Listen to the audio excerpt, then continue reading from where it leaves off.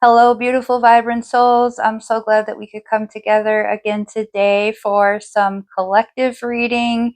We'll pull from the cards and see what else comes to us from Spirit.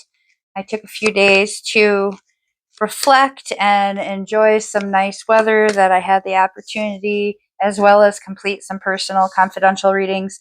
If you are interested in any of those, feel free to reach out. I am always happy to share those on a donation basis, so feel free to reach out.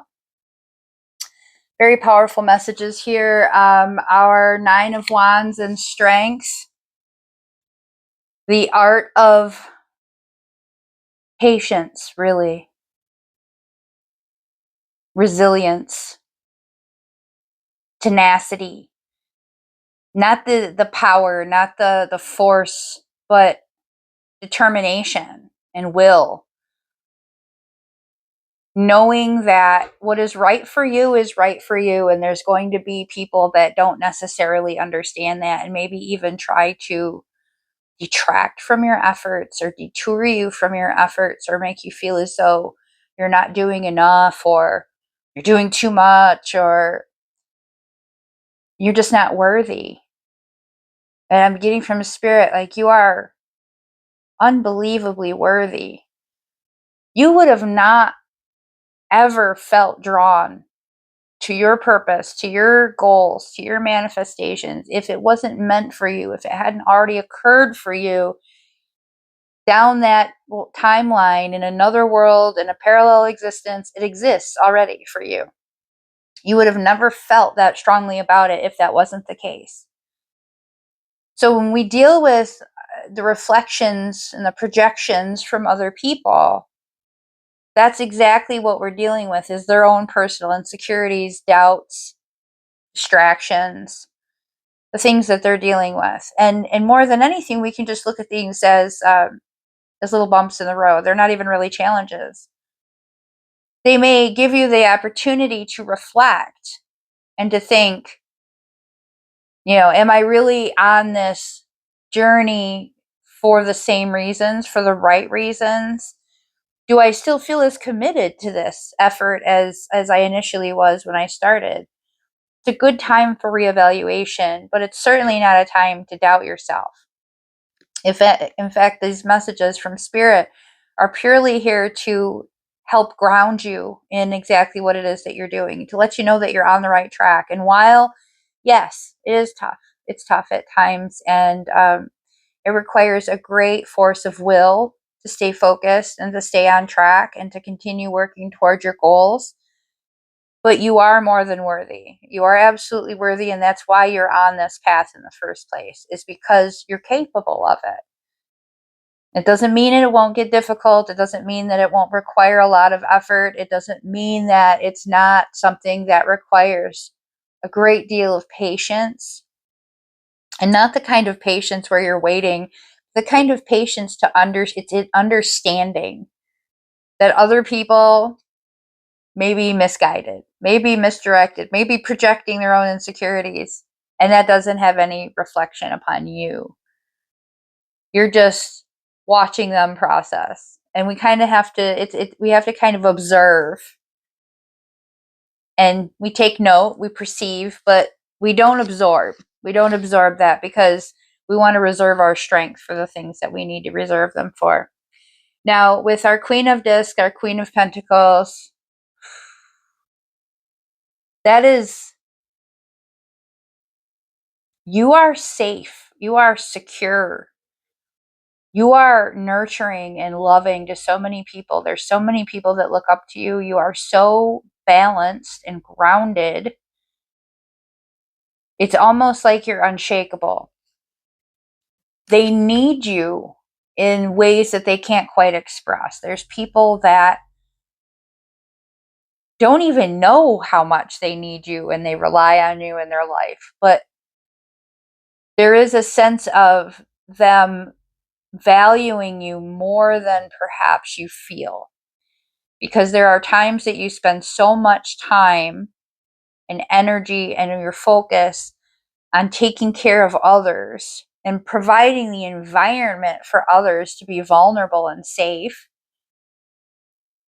taking care of the home, managing the bills, making everyone's appointments, making sure so-and-so took their medication, checking in on your elders and your friends, and being this, you are so emotionally grounded that there are times that people forget to check on you.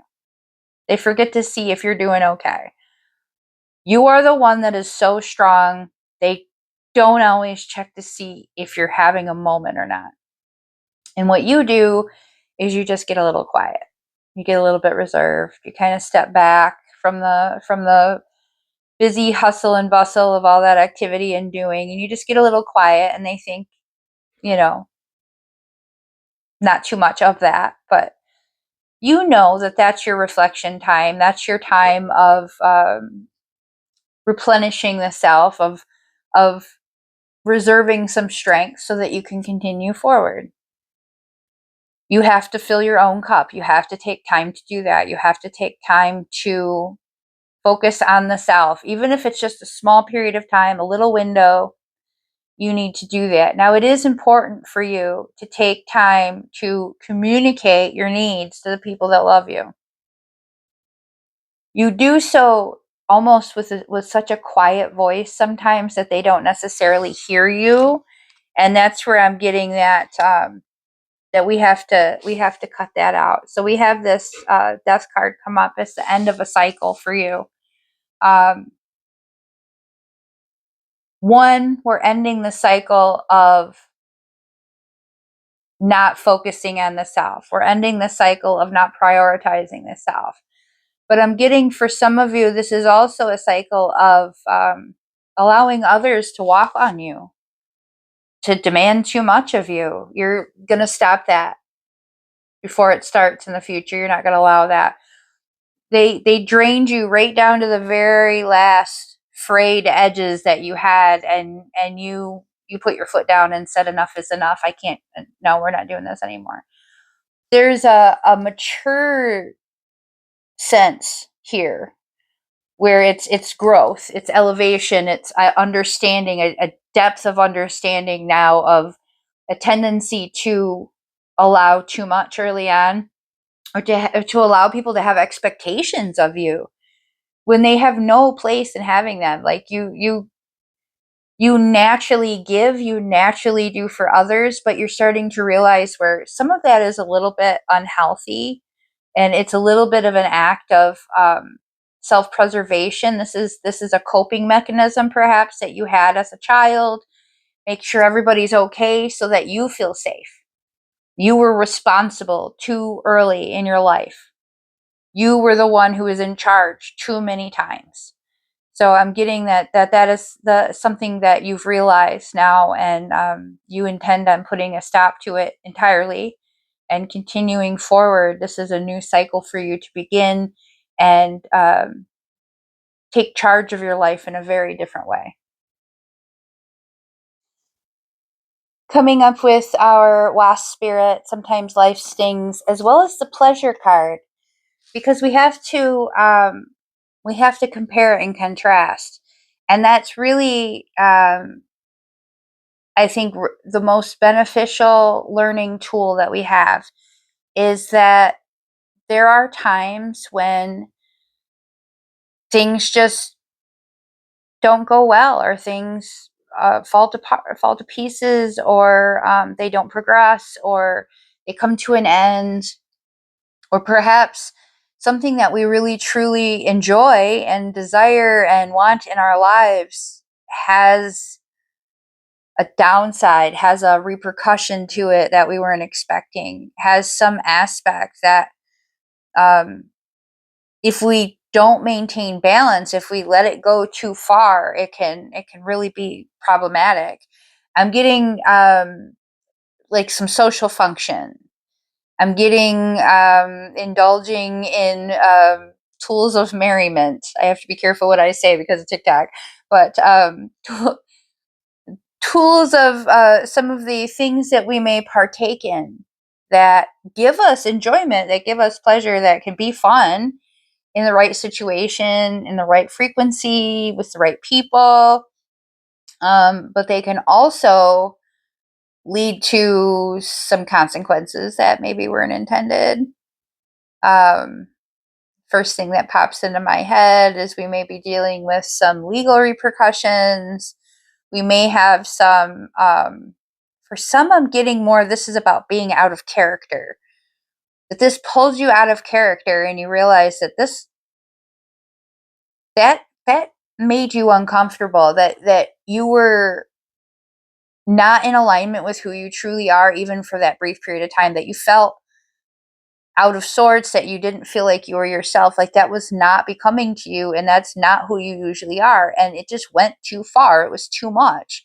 It happened in a way that made you uncomfortable. Something resulted from that didn't. I'm seeing people like at a party or at perhaps a club or another venue, and they've really put themselves out there. They're clearly, they were enjoying themselves in the moment, but it resulted in people looking differently at them. It resulted in people getting the wrong impression about them. I'm getting, for some of you, this resulted in people thinking that they then had the opportunity to disrespect you, or, oh, see, I thought they were always like this. I'm really getting strongly that this led someone that you were interested in to feeling like they could take advantage of you in some way. That they could, whether it was just, verbally, emotionally, they got the wrong impression, they took it the wrong way. So we can have a really good time and enjoy ourselves, and then sometimes things happen that kind of force us back into the other direction. And it's not that we don't want to ever enjoy ourselves. It's not that you can't always enjoy yourself, or that you have to live some very strictly spiritual, sober living. Everybody has something that's at the right level of comfort for them. But I think this message is more about you learning to find joy and find bliss and find pleasure in other ways. I'm getting, for some of you, this may have been more of a carnal type of a lustful situation that resulted in some negative impacts on your life. We can have enjoyment, but it's a little bit about discretion. It's about having a little bit more, just a little bit more of a filter in what we allow and how far we go and when we partake, and who we're around when we do decide to do that. But I'm also getting that there's Spirit wants us to consider that there are many things in life that are sweet and enjoyable and beautiful and pleasureful, that do not come to harm you, that do not cause negative consequences, that do not cause you to lose control or lose sight of yourself. And Spirit wants you to try to explore these different interests, explore these desires.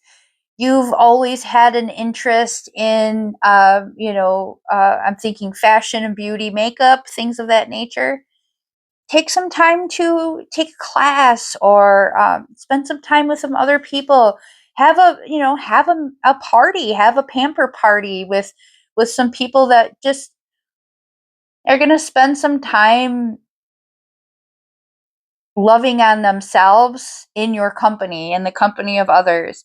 And this doesn't require any indulgent behavior. This can be something that's just daytime, relaxing, enjoyable, where you feel really good. I'm getting, for some, that a book club, or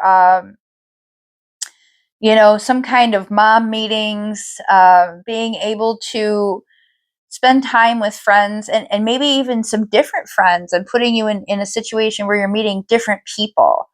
I'm getting, for some of you, this is like a change of scenery time. You never really saw yourself as a exercise girly, but you've decided that you're going to take as a class. You're going to take an aerobics class, or a Zumba class, or a yoga class, or something, just to really give yourself an outlet. You're going to do some artwork. You're going to do something that gives you joy, that isn't in the ways that people immediately think about pleasure. This is about personal enjoyment, personal bliss, expanding your options, and doing things that ultimately there aren't any negative consequences to that. We love perspective, we love reminders, we love being kept on track. What we don't like is those unnecessary redirections. We want to avoid things that are going to cause long-term detriment to your life. So Spirit is just asking us to see that as your lesson, see that as your message, and find new ways and celebrate each present moment for the beauty and the joy that it possesses, and find a way to really love and appreciate the simple things that life has to offer. All right, for our final pull today, we have the I'm sorry card, defenselessness, righting past wrongs, and uprooting. And then we have our judgment card here. I understand that everyone has their own unique past and challenges. Somewhere along the road, we have caused some conflict, or we have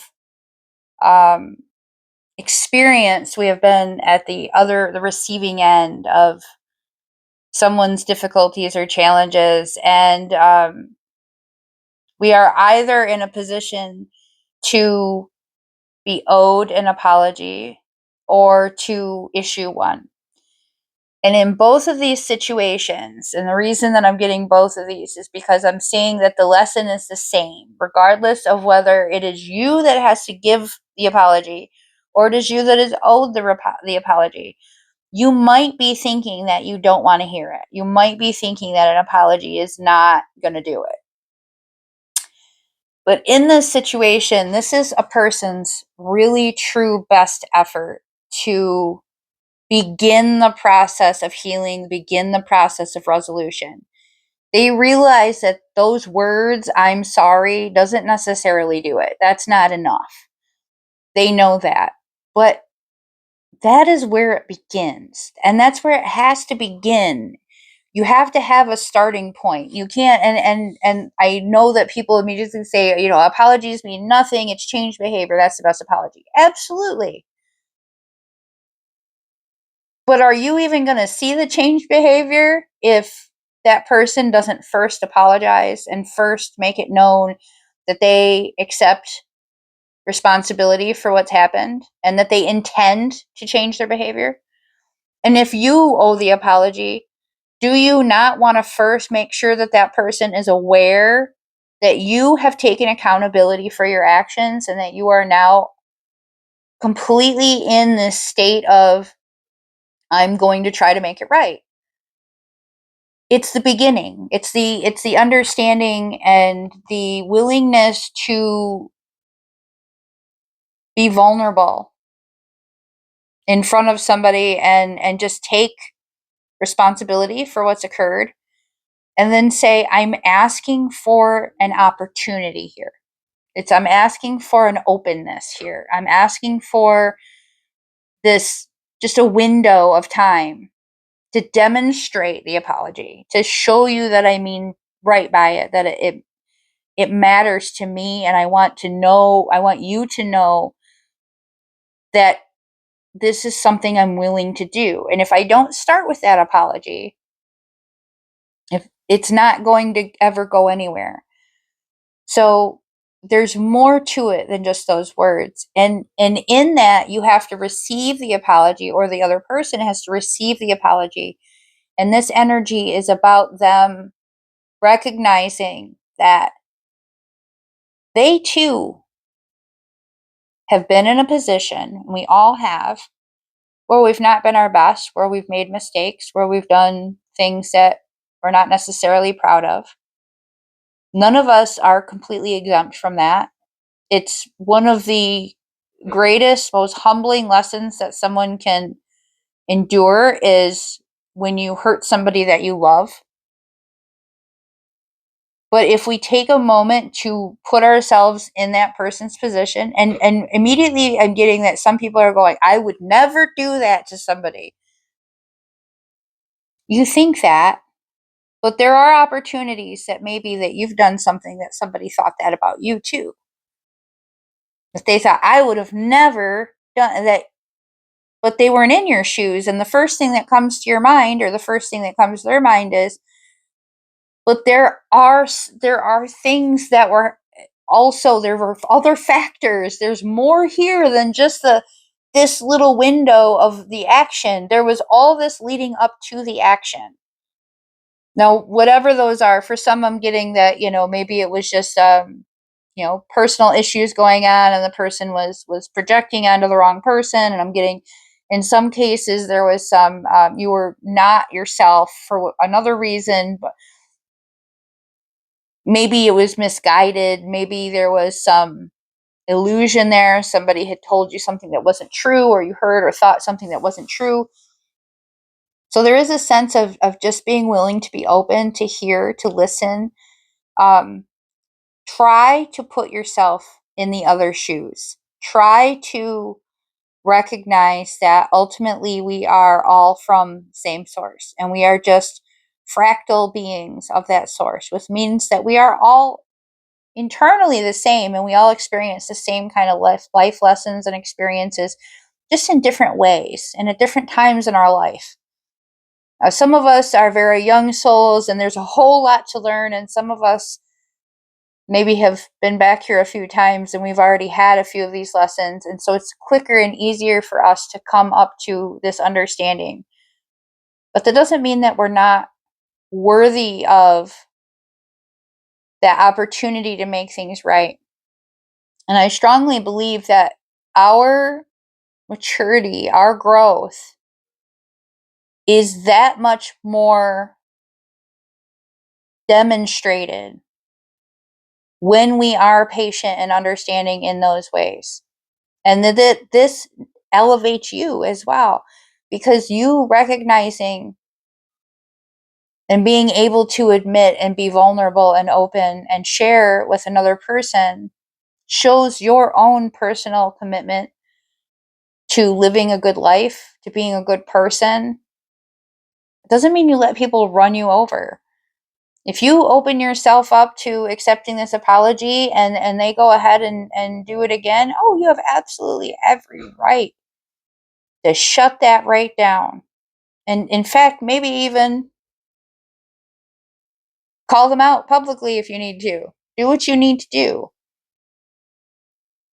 But I think that all of us in some level, we all should get like one chance, with few exceptions. There's a few exceptions to that, where we just know that it's morally wrong. And where would you ever have thought that that was okay? There's a few exceptions to that. So we're talking about the types of grievances that can be forgiven. But all of us are going to make those mistakes, and I think that it's fair in a lot of cases, if somebody is willing and open and wanting to make things right, to offer restitution in that we just open the gate just a little bit, and see what comes coming through. And if it's of the right intention and the right energy, then hopefully we've helped them grow, and you've elevated yourself to a certain level as well. Thank you all for joining me today. I am so grateful to have you on this healing journey. And as always, much love and blessings to you, and we will see you next time.